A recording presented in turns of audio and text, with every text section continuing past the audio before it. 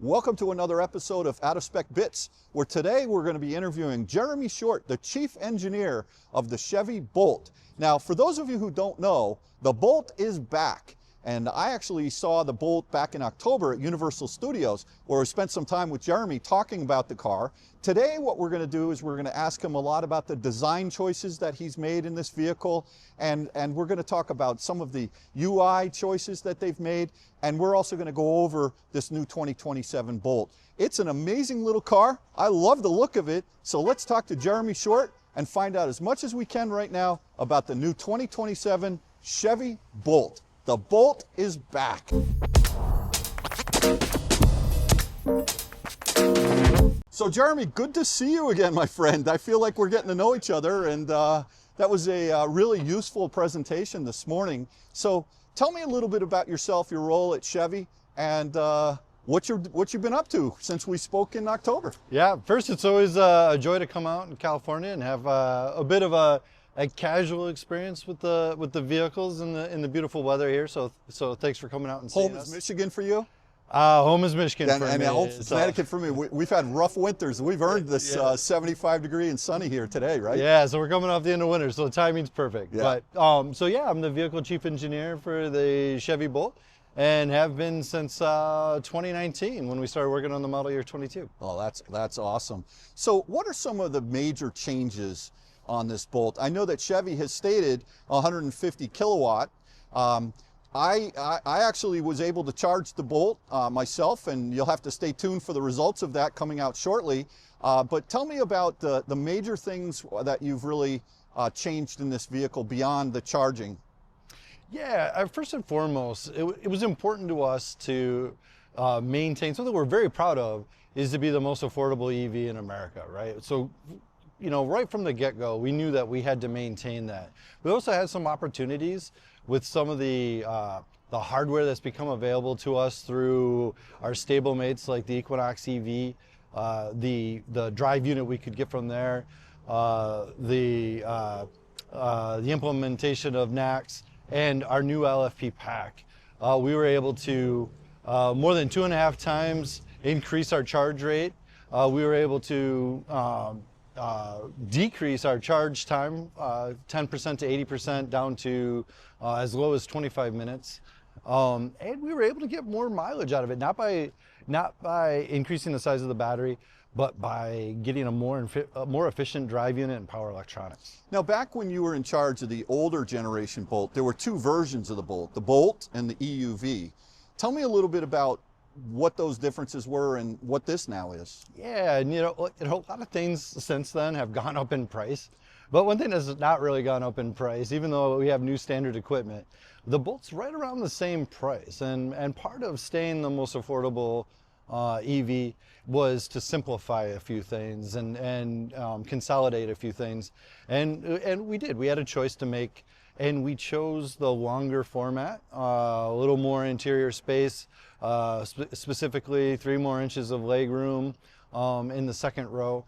And we had to make that choice, and it was consistent with most customers in the old model.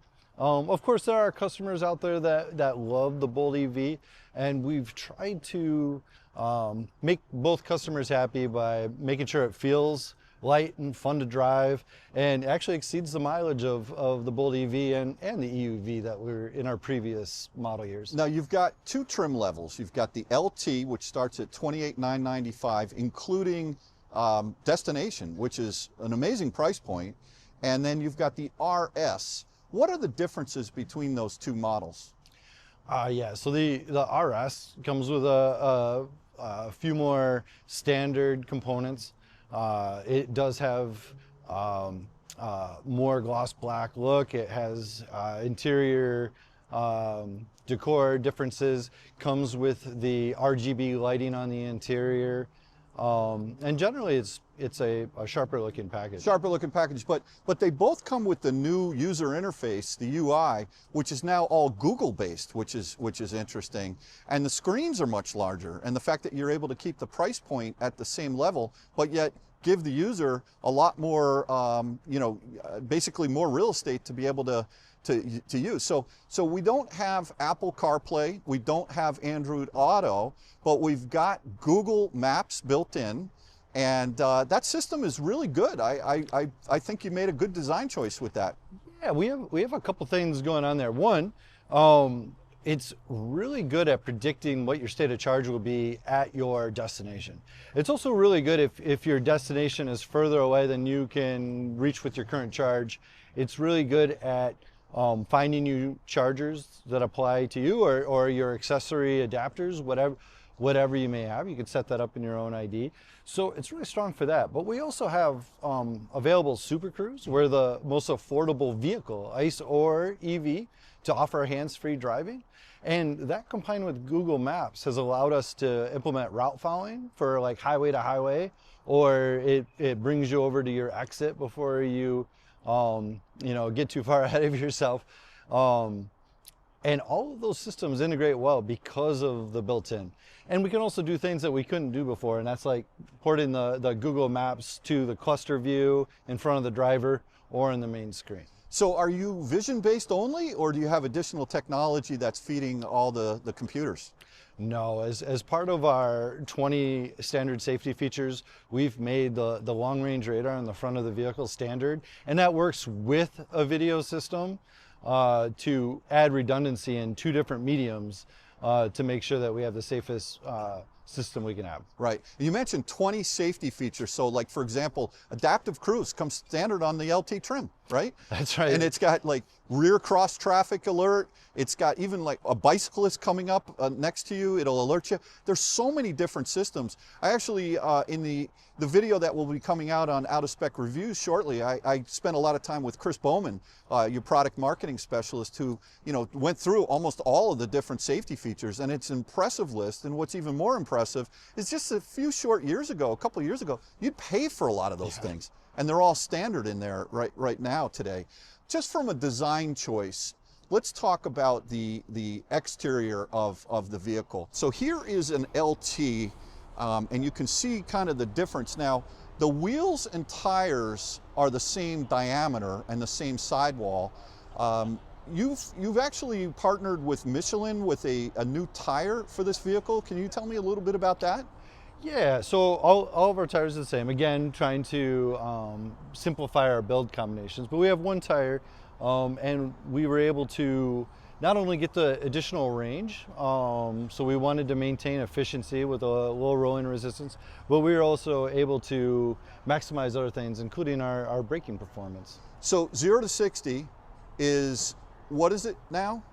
So the outgoing EUV model was 7 seconds, but we actually have a way to apply more torque at the tire, and we are down to 6.8 seconds, 0 to 60. Okay, that's great. 65 kilowatt hour battery pack, and the efficiency, I think what you were stating back in October was a range of 257 miles, and now you're coming out saying it's up a little bit, 262. That's not, you didn't change the battery pack or anything, right? No, when we talked in October, we were still doing our final calibrations, we were doing our final testing. We had a sense at that time that we would be better than the 255 we stated at that time, but we weren't in the interest of over-promising and under-delivering. We went out with the 255 and hoped to surprise and delight when we came back to California. Right. No, that's really good. The lights, the headlights, are they LEDs or what? How are those functioning? Yeah. So the actual signature lamp up here, the daytime running lamp, that is an LED, and then we have projector lamps. Oh, okay. For So the lights up top are just the daytime running lights, and then the actual lights below are good. A couple of the packages that are available with this vehicle, you can get a sunroof in this car, and it opens. And it also has a sunshade that you can shut. So if you live in the hot climate, you can shut that. I think that's a great, tick the box, folks, on that one. The tech package, I think, is a nice package as well. That includes wireless charging keypad for one cell phone. It also includes 360-degree cameras, and a nice new feature, Jeremy, tell me about it, is the ability to store some of the images as like a dash cam Yeah, so we actually, all the cameras on the exterior of the vehicle, we have the ability to record them. We call it surround video recorder. And all you need to do is bring a USB memory stick and plug it into the USB port on the center console. And in the center screen, you have to give it permission, like anything else with the camera, you have to give it permission to record. And every time I get in the vehicle and I put it into drive or reverse, it starts recording. And it's kind of like a security camera where it continues to record, and as the memory stick fills, it continues to record and it starts deleting old material. So if you have an incident, something you want to save, you can take that USB stick, take it to your computer and download it, but it continuously runs. And you can also view them. There's the app on the screen. You're able to view and check out the videos there, or take it to a computer and do it there. Right. Now on the LT unit, there is a comfort package which is available. So the base car does not come with heated seats or a heated steering wheel. I don't know how much it is. It's a few bucks. If you want to add that, you can do that. So the tech package is, that includes the surround cameras. It includes the integrated 360-degree cameras. Is there something else that is included in that tech package as well? In the tech pack, there's also the full display mirror, which is the screen that allows you to see everything behind you.